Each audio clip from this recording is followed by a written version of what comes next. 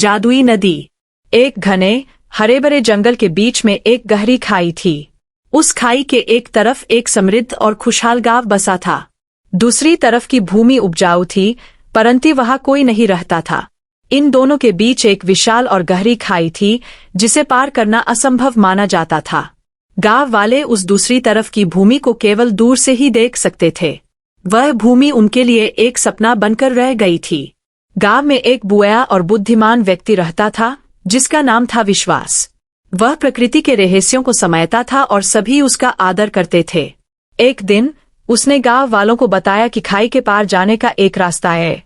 एक जादुई नदी है, उसने कहा, जो गहरी खाई के नीचे बढ़ती है। लेकिन वह नदी आपके अंदर के स्वभाव को प्रकट कर देती है। वह आपकी वास्तविक इच्छाओं और चरित्र को दर्शाती है। गांव के दो युवक, धीरज और लोभी, ने यह बात सुनी। धीरज शांत और परिश्रमी था, जो सबकी मदद करता था। लोभी, जैसा कि उसके नाम से ही पता चलता है, लालची और अधीर था। दोनों ने नदी को खोजने और दूसरी तरफ की उपजाऊ भूमि पर कब्जा करने का फैसला किया। वे अगली सुबह जल्दी ही निकल पड़े। उनका सफर शुरू हुआ। जंगल का रास्ता कठिन और घुमावदार था। धीरज ने रास्ते में आने वाले पेड़ों और पत्थरों पर निशान बनाए। लोभी बस आगे भागता रहा, बिना किसी योजना के। धीरज ने रास्ते में एक घायल पक्षी को देखा और उसकी मदद की। लोभी ने उसे अनदेखा कर दिया और तेजी से आगे बढ़ गया। उसका लालच उसे और अधीर बना रहा था। अंत में उन्हें एक संकीर्ण गुफा मिली जो खाई की ओर जाती थी। गुफा के अंदर अंधेरा और नमी थी और हवा में एक अजीब सी सनसनी थी। वे सावधानी से अंदर बहे और कुछ ही देर में एक मंद चमक दिखाई दी। चमक तेज होती गई और उन्होंने नदी को देखा। यह कोई साधारण नदी नहीं थी, इसका पानी चांदी की तरह चमक रहा था और इसकी धारा बिल्कुल शांत और निशब्द थी। नदी के किनारे खड़े होकर उन्होंने अपना प्रतिबिंब देखा, लेकिन यह प्रतिबिंब साधारण नहीं था, यह उनके विचार और इरादे दिखा रहा था। धीरज ने देखा कि उसका प्रतिबिंब मुस्कुरा रहा है और उसके आसपास फूल खिल रहे हैं। लोभी ने देखा कि उसका प्रतिबिंब विकृत और चिंतित है।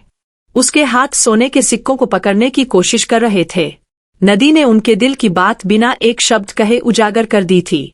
चलो पार चलते हैं, लोभी ने जल्दबाजी में कहा। लेकिन पहले हमें समझना चाहिए कि यह नदी कैसे काम करती है, धीरज ने सलाह दी। लोभी ने उसकी बात नहीं सुनी और पानी में कूद गया। जैसे ही उसने नदी को छुआ, पानी उबलने लगा और एक तूफान उठ खड़ा हुआ। लोभी चिल्लाया, क्योंकि उसे लगा जैसे सैकड़ों हाथ उसे नीचे खींच रहे हैं। उसका लालच और जल्दबाजी नदी के क्रोध का कारण बनी। धीरज ने देखा कि लोभी संघर्ष कर रहा है। उसने तुरंत एक लंबी लकड़ी की डाली उठाई और उसे लोभी की ओर बढ़ाया। पकड़ो, धीरज ने चिल्लाकर कहा। लोभी ने अपने डर में डाली को पकड़ लिया। धीरज ने पूरी ताकत से खींचा और लोभी को किनारे पर ले आया। लोभी कांप रहा था और सुरक्षित जमीन पर आकर रोने लगा। यह नदी, यह हमारे अंदर की बात जानती है, लोभी ने हांफते हुए कहा। हाँ, धीरज ने कहा, इसने तुम्हारे लालच को देख लिया। तुमने मेरी मदद क्यों की? लोभी ने पूछा। मैंने तो तुम्हारी बात भी नहीं सुनी थी। क्योंकि मदद करना सही बात है, धीरज ने मुस्कुराते हुए कहा। यह नदी केवल लालच ही नहीं, बल्कि दयालुता भी देखती है। लोभी ने पहली बार अपने व्यवहार पर शर्म महसूस की। थोड़ी देर आराम करने के बाद धीरज ने नदी के पास जाने का फैसला किया। उसने शांत मन से और सम्मान के साथ नदी के किनारे अपना हाथ रखा। जैसे ही उसने ऐसा किया, नदी का पानी और भी चमकीला हो गया। पानी में से सुंदर कमल के फूल खिल उठे, जो एक पुल का रूप लेने लगे। एक चमकदार फूलों से बना पुल नदी के ऊपर बन गया। यह धीरज की शुद्ध मंशा का प्रतीक था। चलो, धीरज ने लोभी से कहा, अब हम सुरक्षित पार कर सकते हैं। लोभी डरा हुआ था, लेकिन उसने धीरज का हाथ पकड़ लिया। वे दोनों फूलों के पुल पर चलकर दूसरी ओर पहुंच गए। जब वे दूसरे किनारे पर पहुंचे, तो पुल धीरे धीरे गायब हो गया। नदी फिर से शांत और चमकदार हो गई। उन्होंने पीछे मुड़कर नहीं देखा।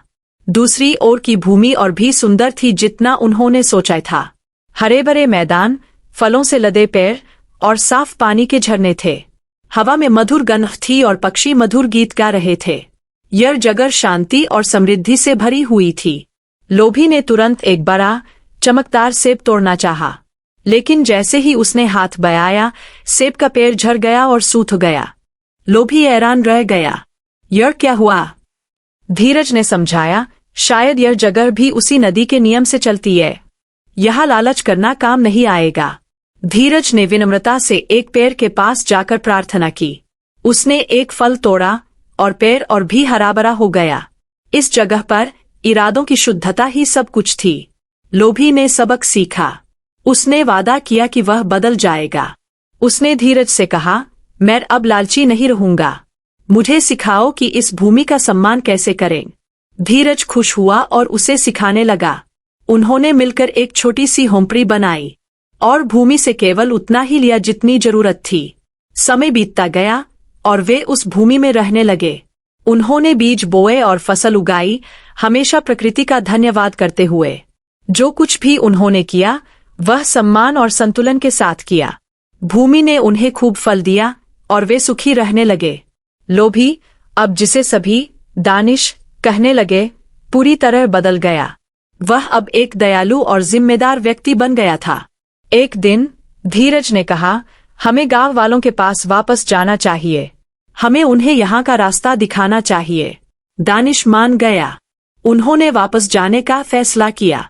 वे जादुई नदी के किनारे पर पहुंचे। इस बार दोनों ने शांत मन और शुद्ध इरादों से नदी को छुआ। फिर से फूलों का पुल प्रकट हुआ और उन्हें पार ले गया। जब वे गांव पहुंचे तो सब हैरान रह गए। लोगों ने सोचा था कि वे कभी वापस नहीं आएंगे। धीरज और दानिश ने सबको अपनी कहानी सुनाई। उन्होंने जादुई नदी और दूसरी ओर की भूमि के बारे में बताया। उन्होंने यह भी समझाया कि लालच उस जगह पर काम नहीं आता। केवल शुद्ध हृदय और अच्छे इरादे ही सफल होते हैं। कुछ लोग उत्साहित थे तो कुछ संशय में। एक युवक, जिसका नाम गर्व था, ने कहा, यह सब झूठ है। मैं दिखाऊंगा कि ताकत और धन ही सब कुछ है। वह अपने साथ कीमती रत्न और हथियार लेकर चल पड़ा। धीरज ने उसे रोकने की कोशिश की, लेकिन वह नहीं माना। गर्व अकेले ही जंगल में खो गया और कुछ ही दिनों बाद वह खाली हाथ और डरा हुआ लौट आया। गर्व ने बताया कि नदी ने उसके अहंकार को देख लिया था। जैसे ही उसने नदी में कदम रखा, पानी आग की तरह जलने लगा। उसने अपना सारा सामान नदी में फेंक दिया और भाग खड़ा हुआ। उसने स्वीकार किया कि धीरज और दानिश सही थे। उस दिन के बाद गर्व भी विनम्र हो गया। उसने समझ लिया कि असली ताकत दयालुता में होती है। अब पूरा गांव तैयार था। सभी ने मिलकर यात्रा की योजना बनाई। उन्होंने केवल जरूरी सामान लिया और दिलों में अच्छे इरादे लेकर चले। धीरज और दानिश उनके मार्गदर्शक बने। वे सभी जंगल से होकर गुजरे, एक दूसरे की मदद करते हुए। जब वे नदी के पास पहुंचे तो सभी ने डरते हुए देखा, लेकिन धीरज ने उन्हें हिम्मत दी। एक एक करके हर व्यक्ति ने शांत मन से नदी के किनारे हाथ रखा। हर बार नदी चमक उठी और फूलों का पुल बन गया। पूरा गांव सुरक्षित पार हो गया। जब वे सभी दूसरी ओर पहुंचे तो उनकी खुशी का ठिकाना नहीं रहा। उन्होंने इस नई भूमि को अपना घर बनाने का फैसला किया। सबने मिलकर एक नए गांव की नींव रखी। उन्होंने गांव का नाम करुणा रखा। यहाँ हर काम प्रेम और सहयोग से होता था। लोग प्रकृति का सम्मान करते थे और केवल जरूरत की चीजें लेते थे। वे खुशी खुशी रहते थे और कोई भी भूखा या दुखी नहीं था। धीरज गांव का मुखिया बना और दानिश उसका सलाहकार। वे जादुई नदी की कहानी को अगली पीढ़ियों तक पहुंचाते रहे। नदी अब भी वहां बहती है, जंगल की गहराई में। यह अब भी यात्रियों के दिलों को परखती है। लेकिन अब गांव वाले उसे डर से नहीं बल्कि सम्मान से देखते हैं। वह नदी उनके लिए एक शिक्षक बन गई है। वह उन्हें याद दिलाती है कि असली धन इंसान का चरित्र है और वह सबसे बड़ा जादू दयालुता और संतोष है। कहानी यही खत्म नहीं होती। एक दिन एक अजनबी यात्री आया। वह थका हुआ और भूखा था और उसने गांव में शरण मांगी। गांव वालों ने उसे प्यार से रखा और खाना दिया। उसने बताया कि वह एक दूर देश का राजा है जो युद्ध में हार गया है। उसने गांव की समृद्धि और शांति देखी और हैरान रह गया। उसने पूछा, तुम्हारे पास इतनी समृद्धि का रहस्य क्या है? धीरज ने उसे जादुई नदी की कहानी सुनाई। उसने बताया कि कैसे नदी ने उन्हें सिखाया कि लालच अंधा कर देता है और जो दूसरों की मदद करता है उसकी मदद स्वयं प्रकृति करती है। राजा ने यह सुनकर अपने जीवन पर पश्चाताप किया। उसने कहा, मैंने अपना राज्य लालच और युद्ध से खो दिया। आज मैंने सच्चा राजपाट यहाँ देखा है। राजा ने वादा किया कि जब वह वापस लौटेगा तो अपने राज्य को भी ऐसे ही चलाएगा। उसने गांव वालों को धन्यवाद दिया और विदा ली। गांव वालों ने उसे कुछ उपहार दिए, बीज और ज्ञान की बातें। राजा चला गया, लेकिन उसकी याद गांव में बस गई। कहा जाता है कि उसने अपने राज्य में भी शांति और समृद्धि फैला दी, और यह सब जादुई नदी की शिक्षा का परिणाम था। साल बीतते गए और करुणा गांव एक आदर्श बन गया। आसपास के लोग उनसे मिलने और सीखने आते थे। वे जादुई नदी के दर्शन करने जाते, लेकिन हमेशा सम्मान से। नदी ने कभी किसी को निराश नहीं किया जिसका दिल शुद्ध था। यह कहानी दादा दादी द्वारा अपने पोते पोतियों को सुनाई जाती, ताकि वे भी जीवन का असली मूल्य समझ सकें। और इस तरह जादुई नदी केवल पानी की धारा नहीं रही, यह जीवन का दर्पण बन गई जो हर किसी को उसका सच दिखाती है।